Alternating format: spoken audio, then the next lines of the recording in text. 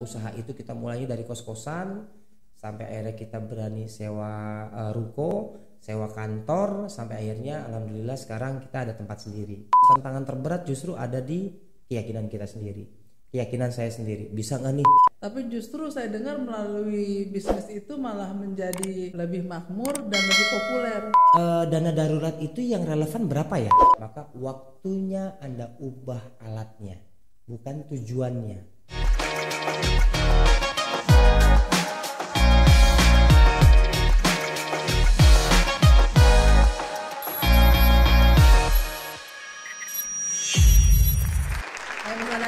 Halo Kak Nanda. Masya Allah, baik, alhamdulillah. Kak Nanda gimana kabarnya? Baik. Ini saya senang banget loh, karena seorang Mas Adam yang begitu banyak kesibukannya menyempatkan diri dan mau nih sharing-sharing di podcast saya. Enggak terlalu sibuk, tapi sibuk banget. Enggak terlalu sibuk, enggak terlalu sibuk, tapi sibuk banget, Masya Allah. Mas, ini kan tadi saya sempat ngintip profilnya nih. Memulai karir kan nggak langsung jadi pengusaha ya? Ya, saya karyawan dulu. Yes. Nah, apa sih mau-mauan jadi pengusaha, bukannya pusing? Pusing, challenge, tapi seru. Seru ya? Seru. Lebih menantang jadinya ya. Jadi hidup nggak flat gitu aja. Pernah saya menyentuh sampai baru 29 orang. Tapi 29 orang itu profesional di bidangnya. Oh gitu. Ya. Sampai pernah rekrut general manager. Pernah rekrut juga direct of sales ya, direktur pemasaran. Oh sempet ya? Sempet. Bener-bener berkembang ya pada waktu itu ya? Pada waktu itu alhamdulillah berkembang. Tapi bukannya lebih enak jadi karyawan ya? Padahal kalau dilihat dari jenjang karirnya ini termasuk yang berkarir cepet ya Mas? Cepet. Dari sales, lalu sales representatif, lalu manajernya, lalu kepala cabangnya. Mungkin kalau diterusin ini bisa jadi direkturnya kali ya, sales director gitu kali ya? Yes. Karena waktu itu senang aja saya ketika saya pas masih jadi sales representatif itu saya tanya sama atasan saya, bukan atasan sih, bos ya ketika itu. Saya tanya, parameternya apa biar gaji saya bisa naik, biar posisi saya bisa naik. Nah kebetulan saya sales nih, Coach Nanda, saya ditarget sama revenue omset. Saya paling senang ditantang, ditarget, alhamdulillah achieve beberapa kali sampai akhirnya pada saat achieve tantangan terakhir tuh saya akhirnya mutusin resign, pindah ke perusahaan lain, diangkat langsung menjadi kepala cabang. Memutuskan untuk jadi pengusaha, udah nikah belum? Itu saya masih single. Oh masih single ya? Masih single, jadi free, mau jam berapa aja kerja, sikat. Bahkan ketika itu atasan saya, owner saya ketika itu sampai nggak enak, kesian hati, tiap hari lembur. Menakutkan nggak sih pindah jalur dari karyawan menjadi pengusaha gitu? Kan nggak mungkin langsung tiba-tiba besar ya Mas? Ya, pasti benar. Dijalanin sendiri dulu, lalu punya staff 1, 2, 3, baru banyak gitu kan? Yes. Pada saat saya menjadi sales manager ketika itu saya memiliki seorang partner musuh besar saya, yaitu finance manager. Yang notabene adalah mantan istri saya. Oh gitu. Dan jadi istri saya sekarang. Oh, berarti cinlok ya pada waktu itu. Cinlok saya ceritanya Coach Nanda. Nah, singkat cerita pada saat itu saya resign, database klien saya dipegang sama istri saya, mantan pacar saya ketika itu. Dia diiming-imingi gaji besar. Kalau kamu nggak resign, nanti gajinya Pak Adam saya kasih ke kamu, Mbak Nani, kata si owner. Tapi karena keteguhan cinta yang tulus dari seorang wanita ketika itu yang tak terbuai oleh materi, ya alhasil istri atau pacar saya dulu resign dan kita memulainya dari kos-kosan. Usaha itu kita mulainya dari kos-kosan sampai akhirnya kita berani sewa ruko, sewa kantor, sampai akhirnya alhamdulillah sekarang kita ada tempat sendiri. Nah, tempat sendiri itu kebeli setelah tahun keberapa usaha tuh Mas? Itu hampir tahun keempat kayaknya. Baru kebeli. Itu pun kami belum bisa bayar cash ya. Karena ketika itu cukup kami membayar DP-nya 30% dari harga unit yang kita punya. Oh. Gitu. Berarti termasuk terplanning ya? Terplanning alhamdulillah, walaupun di situ banyak pembelajaran. Pasti Coach Nanda, saya dalam mengatur keuangan juga bermasalah, nabrak-nabrak. Sampai akhirnya kita pernah juga bayar pajak salah gitu kan. Namanya juga proses pembelajaran. Nggak noda nggak belajar lah ibaratnya. Apa sih tantangan terberatnya gitu loh menjadi seorang pengusaha muda yang istilahnya awalnya masih belajar ya gitu. Yes. Jadi target saya itu cuman nutupin biaya pengeluaran, yaitu gaji, sewa ruko, terus biaya hidup kami berdua. Kebetulan waktu itu kita masih belum punya anak, jadi kita yang hanya kita pikirkan itu orang tua, mertua, adik-adik sudah. Jadi target kami itu alasannya yang mau nggak mau harus tercapai. Nah itulah yang menjadi tantangan. Jadi proses tantangan terberat justru ada di keyakinan kita sendiri, keyakinan saya sendiri. Bisa nggak nih? Karena pas memulai usaha itu kita profit nggak sampai 20 juta setahun bersihnya. Tapi alhamdulillah yang kita senang itu semua kebayar gitu kan. Nggak punya utang. Nggak punya utang. Itu gak kecil hati ya ngejalanin. Ya ampun, setahun nggak sampai 20 juta gitu loh. Iya, ngos-ngosan sih Coach Nanda. Awal-awal kita ngos-ngosan. Karena apa? Karena kami nggak punya modal kan. Jadi kami men-treat klien, alhamdulillah ketemu klien-klien itu yang baik. Bahkan kalau job-job besar tuh boleh nggak minta DP dulu gitu kan, yang memelas lah. Sampai akhirnya sekarang saya kebiasaan, kadang melas kadang neken, yang penting kejual. Pandemi berdampak nggak? Alhamdulillah sangat terdampak. Sangat terdampak. Down nggak? Enggak sih, malah saya malah makin happy. Happynya itu apa ya, waktu jadi lebih banyak Coach Nanda sama keluarga. Satu. Terus yang kedua, alhamdulillah saya punya pegangan guru. Saya punya beberapa guru yang memang ahli di bidangnya masing-masing. Terutama guru di keyakinan saya.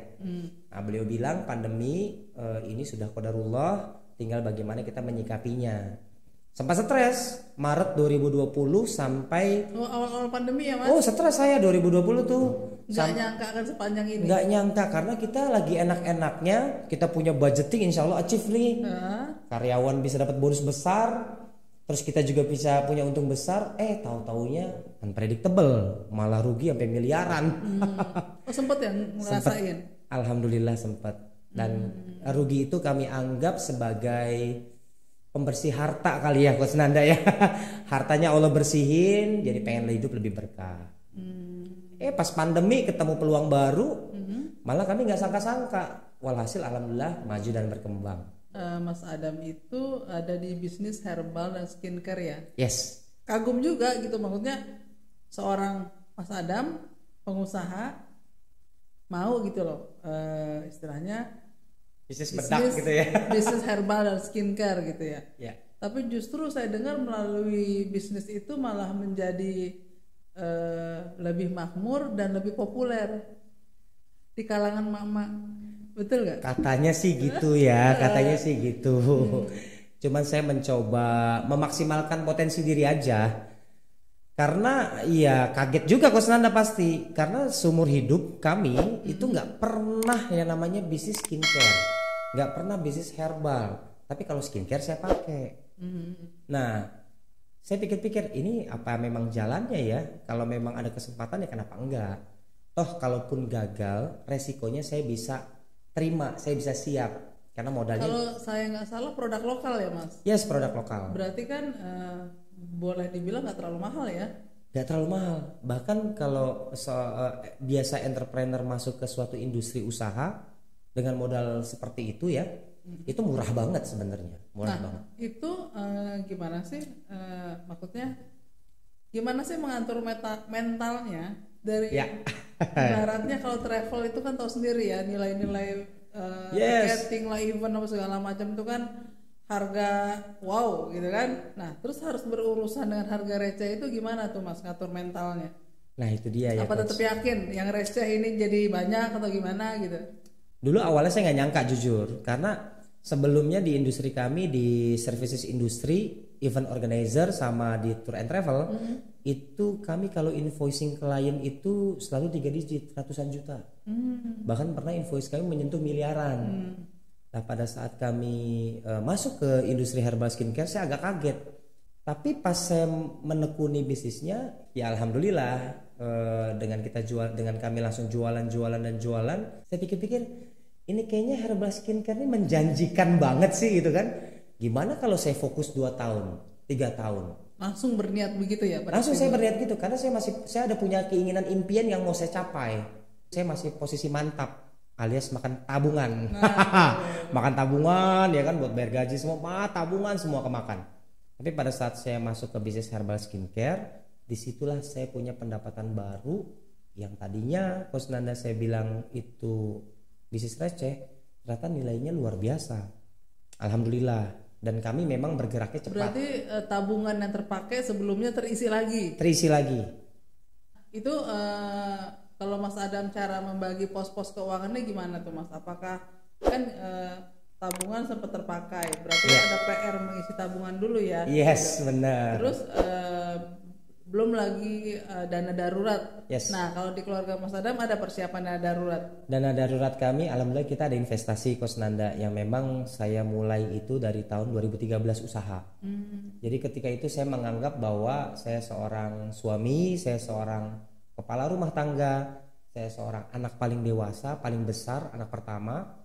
Kami sudah melakukan investasi di suatu perusahaan multinasional yang sekarang nilainya udah luar biasa. Jadi kami tabungannya sebenarnya udah lama untuk persiapan dana darurat. Dan dana darurat ada resiko di kesehatan saya punya asuransi juga. Jadi saya backup. Jangan berarti sampai. Dari awal memang udah sadar asuransi. Sudah sadar investasi. Yes. Berarti kalaupun pandemi ini ternyata makan tabungan. Ya. Dengan adanya bisnis baru terisi kembali gitu ya. Yes. Terakhir itu adalah cadangan saya benar-benar Coach Nanda. Tanpa saya menjual tuh saya tinggal ambil aja dana saya di investasi tersebut. Tapi yang terpenting asuransi. Jadi saya banyak cut cost lah pengeluaran. Berarti termasuk yang sebentar ya mengalami masa sulit di pandemi ini ya Mas Adam ya. Alhamdulillah. Ya mungkin berkat doa orang tua Coach Nanda. Bukan semata-mata karena kami hebat. Istri saya hebat, tidak ada, tapi karena ada orang tua. Pada saat masa peralihan 2020 ke 2021 kan tadi saya cerita itu semua pos saya keluarin demi untuk keperluan hidup, tanggung jawab dan lain sebagainya. Nah sebenarnya pos yang baik itu seperti apa sih? Berdasarkan cerita dari Mas Adam nih ya, Mas Adam ini walaupun di usia muda memutuskan untuk menjadi pengusaha, tetapi tuh pakem-pakemnya itu dilakukan. Misalnya gini, ada budget buat ditabung, betul kan? Ada budget untuk dana darurat, gitu. Lalu juga ketika pandemi mau berkorban menurunkan gaya hidup nih, bukan beban hidup, gaya hidup. Bukan mau sih Coach Nanda, mau nggak mau. Tapi dalam case-nya Mas Adam ini, alhamdulillah cepat menemukan solusinya, betul kan? Ketika tabungan sudah mulai terkikis. Nah, ada sumber income baru. Yes. Nah, itu memang yang harus dilakukan adalah dana daruratnya dipenuhin lagi. Oke. Dana darurat sudah terpakai, dilihat dulu dana darurat pribadi atau usaha. Dua-duanya harus ada, Mas. Oh, harus ada. Usaha, dana darurat, pribadi. Dana darurat. Betul. Ibaratnya gini, kalau misalnya usaha nih, kita gaji karyawan, operasional kantor berapa? Berarti sedikit demi sedikit dana darurat untuk setahun ke depan ditabung lagi. Paling enggak nanti andai kata ada ketemu masalah lagi dengan masalah keuangan, ya masih bisa operasional itu berjalan sampai setahun. Masih ada waktu untuk hidup gitu. Masih ya. Masih ada jeda waktu untuk hidup seperti itu. Jadi jangan tiba-tiba merasa kegirangan karena ada other income. Enggak, tutupin dulu. Oh, ditutup lagi berarti nih. Ini kayak di kondisi saya nih ya. Iya. Dana darurat itu yang relevan berapa ya? Biasanya kita ngambil hitungan dari gaji si pemberi kerja. Anggaplah gaji si bapak ya. Anggaplah sebulan 10 juta. Nah, idealnya sih tiap-tiap anggota keluarga itu 4 bulan tercover. Anggaplah misalnya ibu, bapak, anak 2. Anak 2. Jadi bapak 4 bulan, ibu 4 bulan, anak pertama 4 bulan, anak terakhir 4 bulan. 4 bulan. Totalnya kan berarti 16 bulan. Yes. Ya kan? Nah, dikali 10 juta yang tadi. Berarti kan si bapak harus punya cadangan dana darurat untuk keluarganya ini 160 juta. 160 Karena apa? Juta. Misalnya gini. Anggaplah bapak-bapak dengan usia Kalau anak 2 biasanya mungkin udah 30-40 ya. Ya. Tentu kan lebih sulit mencari pekerjaan ketimbang usia fresh graduate. Makanya kenapa dana darurat orang berkeluarga itu lebih kesannya lebih banyak Ya. gitu, karena dana seperti itu dipakai, oh tiba-tiba si bapak di PHK. Oke. Atau tiba-tiba si bapak kecelakaan kerja tidak bisa melanjutkan usahanya atau tidak bisa melanjutkan pekerjaan di kantor, otomatis hari ke hari ini ya operasional tetap berjalan dengan makan dana darurat. Oke. Gitu. Iya. Karena menurut saya gini, kita sebagai kepala keluarga idealnya benar-benar memperhitungkan bagaimana kelangsungan anak istri kita jika kita nggak ada. Sepakat saya, karena itulah bukti cinta orang tua sesungguhnya, teman-teman. Kebayang nggak sih sama kita ketika kita nggak ada, lalu anak kita kesulitan untuk uang sekolah, kesulitan untuk makan, seperti itu. Nah, hal-hal seperti itu harus diperhitungkan dengan persiapan yang matang. Jangan sampai tiba-tiba setelah kita nggak ada langsung sistemik keadaan keluarga kita gitu loh. Yang tadinya biasa makan enak, sekarang buat makan aja susah. Nah, berarti langkah saya berarti tepat ya, Coach Nanda. Ya. Percontohannya nih orang yang punya gaji bulanan gitu ya. Nah, itu dari pemasukannya 100%, anggaplah gaji 10 juta. Nah, itu harus bisa mencoba untuk hidup di 50%. 30%-nya ditabung, gaji ditabung. Nah, 2 jutanya itu baru untuk kesenangan kita lah, misalnya hiburan ya. Jadi jangan pernah ngerasa bahwa gaji saya 10 juta nih. Jangan 10 jutanya dihabisin, jangan. Kalau bisa ya hanya di 7 juta aja, 3 jutanya ditabung. Dan sebelum ditabung cek dulu punya hutang nggak. Kalau masih punya hutang, cicil hutangnya, bayar seperti itu. Saya udah banyak denger cerita nih dengan Mas Adam nih. Boleh dong kita di-share nih triknya apa ya Mas Adam, supaya banyak orang di luar sana yang bisa mengikuti kesuksesannya Mas Adam tuh gimana? Oke, mungkin bisa lebih dari saya kali ya.